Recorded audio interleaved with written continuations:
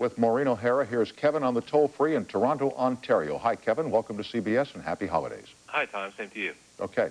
My question's Miss O'Hara. I wanted to know what your memories of working with John Candy are back a few years ago in Only the Lonely. Absolutely wonderful, wonderful memories. The script was originally written for me by Christopher Columbus, and it took some time to find me because I was in Ireland. And when I read the script, I agreed to make it.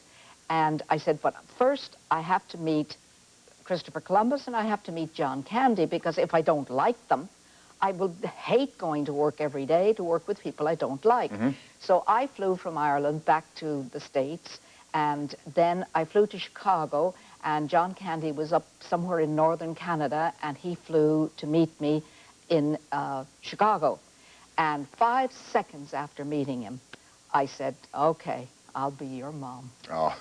And he was the most charming, wonderful, kind, lovable person. And I used to tease him every day, and I used to say, who came to work today? John Candy, the funny man, or John Candy, the great actor? And he used to sit up straight and he'd say, the actor is here today. And I can't tell you, and his wife, Rose, wonderful lady, and his children, and we do miss him. And I hope he's looking down at us and putting a good word for us up there and making everybody laugh up in heaven.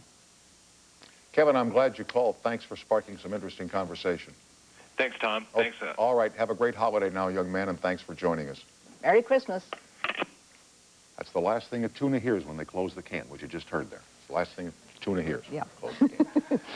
There's a picture coming on CBS on the 22nd, which is called Timepiece. Timepiece. Which I understand was written by the same woman. Yes. No, produced by Beth Polson, who produced The Christmas Box. Right.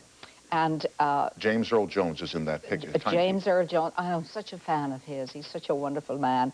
And Ellen Burstyn and Naomi Watts and Kevin Kilner. And Naomi Watts plays Mary, the part I played, as a young woman. And that's an interesting twist. So then this is kind of like a prequel, if there's such a word. As opposed to a sequel, huh? That's right. Okay. That's right. Okay, and then the picture that you did, The Christmas Box, ran last year. It got a big rating here for CBS. Well, let me tell you, Christmas Box was the 7th of all prime-time, long-form movies on. And because of that, and so many letters came in from so many people wanting to know why was Mary so crotchety, and why was Mary the way she was, the part I played. And so they decided they had to do the prequel. Oh, so that they would know, yes. So Christmas Box is showing again on Christmas night. Right, that's Wednesday. So you're very lucky for people for promoting movies. So let's see what we do second time out. Right, and the reason that Mary was so crotchety was probably the tongue-and-a-half camera was on her foot when she... No, that was too many years ago. And on the 22nd, you'll see the timepiece. And that was done because of the tremendous load of letters that came in to both Beth Polson and to CBS wanting to know about the pre-life of Mary. Okay. And would there ever be a sequel to The Christmas Box? Since we have a prequel, would there ever be a sequel? Well, there could be, but I'm dead, so, you know, angels are very fashionable now, so I'll come back as an angel. Let me ask you about people you've bumped into along the way. Tracy and Hepburn, huh? Oh, gosh. When I first came to America, I was so young, my mother came with me because a member of your family has to come for you to get a permit to come and work in the United States when you're under 18. And we went to a meeting, and I don't really remember. It had to do with unions or something, but I remember all sitting in chairs. And I was sitting there, and in the door bursts this magnificent woman with this wonderful red hair, and she was dressed in a white jacket with a belt tied at her waist and white slacks, and I thought, oh, isn't she gorgeous? And behind her came this fabulous man, also dressed in pure white, with a V-neck tennis sweater on. Tracy. And I thought, oh, you know, swooned. And that was Tracy and Hepburn in about 1940, 41. And that was a long time ago. I've never forgotten it. I can still how could you, kid? I can still see in my mind, I can see Tracy and Hepburn coming in that Listen, door.